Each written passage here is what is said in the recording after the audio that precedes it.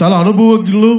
ఆయన దాంట్లో కూడా ముఖ్యంగా రాజధానికి సంబంధించి అది కూడా ప్రత్యేకించి నేను తెలుగుదేశం నాయకులతో విభేదించింది కూడా స్పెషల్ కేటగిరీ స్టేటస్ కాకుండా మీరు కేంద్ర ప్రభుత్వం ఇస్తున్న స్పెషల్ ప్యాకేజ్ తీసుకొని మీకు ఇబ్బంది పెడతాం, దీన్ని సరైనది కాదన్న ఉద్దేశంతో నేను విభేదించాను తప్ప ఇంకే విధంగా నేను విభేదించలేదు.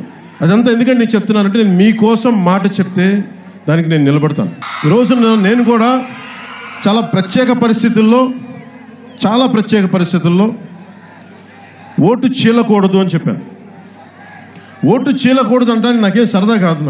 నన్ను అనుక్షణం గుండెల్లో పెట్టుకునే జన సైనికులు, వీర మహిళలు, జనసేన మద్దతుదారులు అన్నింటినీ దృష్టిలో పెట్టుకొని కూడా ఓటు చీలకూడదు అనడానికి కారణం మనకంటే కూడా, మన పార్టీ కంటే కూడా మన నేల చాలా ముఖ్యం, మన ఆంధ్రప్రదేశ్ నేల. నేనే కనుక అసెంబ్లీలో కనుక ఉండుంటే ఈరోజు మెగా డిఎస్సీ మీరు ఇలా పట్టుకోవాల్సిన అవసరం ఉండేది కాదు. అంటే ఓట్లు చీలిపోయి ఎక్కడైతే పోరాడాలో ఆ పోరాటాలు అసెంబ్లీలో చేయకుండా ఇక్కడికి వచ్చి ఒక 5 సంవత్సరాలు విలువైన కాలం పోతుంది. జగన్కి ఒక 5 సంవత్సరాలు 2014లో ముఖ్యమంత్రి కాలేదని చెప్పే నా మీద ఎంత కోపం ఉంటుంది. మీకు విలువైన దశాబ్దం కాలం పోయింది. మీకు ప్రతి యువకుడికి 5,000 ఏజ్ బార్ అయిపోతూ ఉంటుంది, అవకాశాలు కోల్పోతూ ఉంటాయి. పోలీస్ కానిస్టేబుల్ ఉద్యోగాలు ఉన్నాయి. దాదాపు ఇంతకుముందు మనకి రాత పరీక్షలు అనేవి ఉండి, ముందుకు ఫిట్నెస్ పరీక్షలు, తర్వాత రాత పరీక్షలు ఉండేవి. ఈసారి పరీక్షలు పెట్టి 8 ప్రశ్నలు తప్పుండి సరిగ్గా లేదు, వాటికి అదనంగా మార్కులు చేయమని హైకోర్టు చెప్పినా కానీ ఈ రోజుకి దాని మీద ఎవరు స్పందించలేదు. అలాగే ఫిట్నెస్ టెస్టులు మాకు 15 రోజుల్లోనే పెట్టారు. కనీసం మాకు 2 నెలలు ఉండాలని చెప్పి అడుగుతూ ఉన్నారు పోలీస్ కానిస్టేబుల్స్కి వెళ్తున్న యువత. వీటి గురించి మాట్లాడడానికి దురదృష్టవశాత్తు నేను అసెంబ్లీలో లేను. దేనికంటే మనం ఓట్లు చీలగొట్టేశాం. ఈసారి ఆంధ్రప్రదేశ్ భవిష్యత్తు కోసమే ఓట్లు చీలనివ్వనని చెప్పాను. వైసీపీ పతనం మొదలయ్యింది.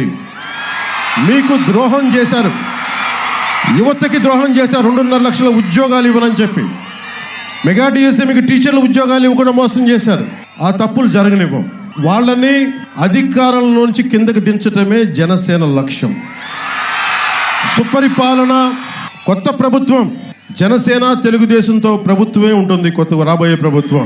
ఎందుకంటే ఓట్లు చీలిపోయి ఇంకొకసారి ఆంధ్రప్రదేశ్ ప్రజలు ఆ తప్పు చెయ్యరు, తప్పు చేయకూడదు కూడా. ఇంకా మీరు ఒక్క అవకాశం ఇస్తే ఈరోజు రాష్ట్రాన్ని ఏ స్థాయికి పట్టుకెళ్ళిపోయారో తెలుసు. ఇంతమంది యువకులు ఉన్నారు. మీకు ఎన్ని ఐటీ ఉద్యోగాలు వచ్చినాయి చెప్పండి, ఎన్ని పరిశ్రమలు వచ్చినాయి, ఎన్ని ఐటీ ఉద్యోగాలు వచ్చినాయి, ఎంతమంది నిరుద్యోగులకు ఉద్యోగాలు వచ్చినాయి. మరి డబ్బు అభివృద్ధి అని చెప్తా ఉన్నారు. మరి వాళ్ళు చెప్పే అభివృద్ధి ఒకటే కనిపిస్తూ ఉంది. దున్నపోతు ఈనిందండి అని చెప్పి మరచెంపు తీసుకురండి, జున్నుపాలు బితుకుదాం అన్నట్టు ఇట్లా ఉంది వాళ్ళు చెప్పే అభివృద్ధి మాకైతే కనిపించట్లా. లేదంటే ఇంతమంది ఈ రోజున జనసేన సభకి రారు. నిజంగా వైసీపీ ప్రభుత్వం అద్భుతంగా ఉండుంటే ఈ రోజున వారాహి 4వ విడత యాత్రకి, మొదటి నుంచి ఇది 4వ విడత యాత్రకి ఇంత అశేష జనస్పందన ఉండదు. నిజంగా జగన్ అద్భుతమైన పాలకుడు అయితే నాకు ఇలా రోడ్డు మీదకి రావాల్సిన అవసరం లేదు. నాకు ఉన్న బాధల్లో